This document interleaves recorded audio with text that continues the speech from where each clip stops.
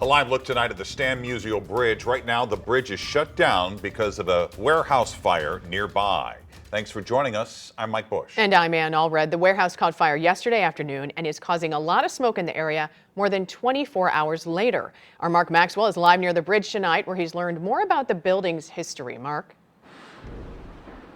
Ann and Mike, good evening. Yes, this crumbling pile of brick and concrete stood for a century as a fortress of frozen food. It was state-of-the-art architecture at the time, eventually landing on the National Registry of Historic Places. This warehouse of ice, raised by fire, once fed the city of St. Louis during sweltering summer months as it kept its food supply cold. Now it goes up in smoke, along with the owner's plans to sell it to a new buyer in just 4 days. Oh, I'm incredibly frustrated. 5 years after buying this building, Adam Kuhn watched it burn and crumble to the ground.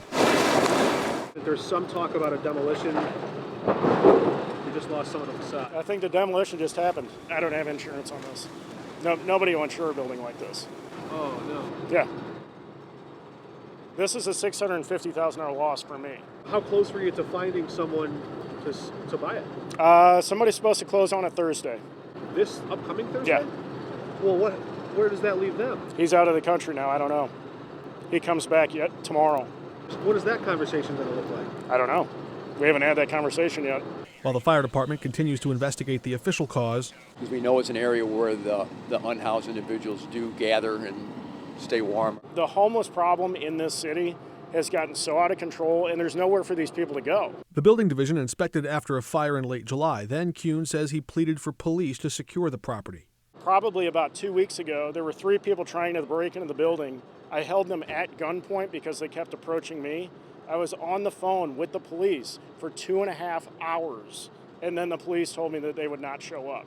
The fire comes as Mayor Tashara Jones' administration sends contractors to repair or stabilize vacant properties with what she calls absentee owners. I've had no support from the city in trying to stabilize this building. There are a lot of older, large buildings in the city that, can they be salvaged? Fire Chief Dennis Jenkerson has seen fires ravage entire neighborhoods over the years. Do you still personally have belief that the city can spark some kind of a comeback? Absolutely do. I see it in all pockets around the city. Well, truthfully, this is a case study for the city. Everything that happened down here is happening to the entire city of St. Louis. This is a little tiny microcosm of what is happening all around here.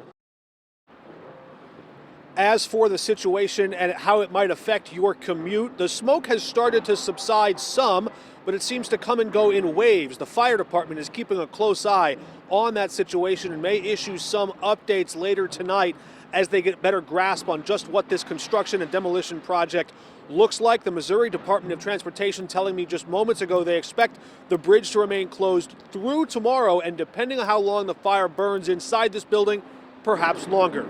Live in St. Louis, Mark Maxwell, 5 on your side.